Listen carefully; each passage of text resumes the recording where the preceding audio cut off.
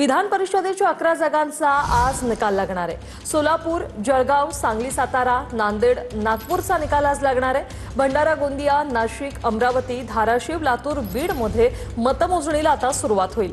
परभणी, हिंगोली, छत्रपती संभाजीनगर, जालन्याचा देखील आज निकाल लागलाय, ज्याच्याकडे सगळ्यांचं लक्ष लागलंय। दरम्यान 6 जागांवर मतदानाआधीच महायुतीचे उमेदवार बिनविरोध विजयी झालेत। आता बाकी जागांवरच्या निकालाकडे लक्ष असणार आहे। दरम्यान आपल्यासोबत महायुतीचे उमेदवार नरेंद्र दराडे आहेत। दराडे साहेब, संपूर्ण राज्याचं लक्ष खरं तर तुमच्या निकालाकडे आहे।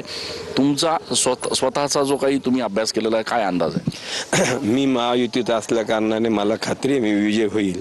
तरी पण महायुतीतील जर काही नेत्यांनी मदत जर केली तर मी 100% आणि नाही मदत केली तर कमी फरकाने का होईना माझा विजय होईल। पण महायुतीमध्ये स्वतः एकनाथ शिंदे, गिरीश महाजन यांनी बैठका घेतल्या, नाशिकमध्ये उदय सामंत तळ ठोकून होते, तरी सुद्धा तुम्हाला डाऊट वाटतोय? नाही, माझं मी येवला मतदारसंघाच्या वरून सांगतो की महायुतीच्या नगरसेवकांनी मला मदत केलेली नाही आहे, कारण तिथे 8 मतं मला मिळालेले नाही 30 पैकी। येवल्याची जबाबदारी भुजबळांकडे होती, तुमचा रोख त्यांच्याकडे? आता महायुतीतील नेत्यांनी कार्यकर्त्यांनी काम केलं असेल तर निश्चित मला खात्री आहे, परंतु नाही केलं असेल तर कमी फरकाने मी विजय होईल।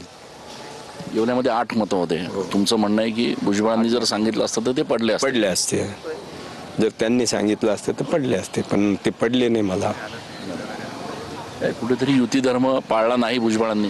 मग भुजबळांनी म्हणण्यापेक्षा महायुतीतील काही नेत्यांनी पाळला नाही। आता कोण आहे काय कल्पना नाही ना त्याची। पण मग निकालाचा कल तुम्हाला नेमका काय वाटतोय? म्हणजे एवढी सगळी फाटाफूट होऊन सुद्धा तरी माझा विजय निश्चित आहेच, कमी फरकाने का होईना विजय आहेच। भुजबळांच्या संदर्भात तुम्ही काही चर्चा केली होती आधी? त्यांच्याशी बोलला होतात प्रत्यक्ष प्रचाराच्या आधी, प्रचाराच्या दरम्यान? नाही, ज्यावेळेस महायुती झाली त्यावेळेस सगळे नेते आमच्या येवल्याचे समीर भुजबळ स्वतः त्या मिटिंगला होते, ते मिटिंग पार पाडले, सहलीला पण होते, तरी मला 8 मतं कमी पडले। काय कारण वाटतं? आता कल्पना नाही ना आता त्याची। कॅमेरा पर्सन आकाश शिवलेसह चंदन पूजा अधिकारी, TV9 मराठी।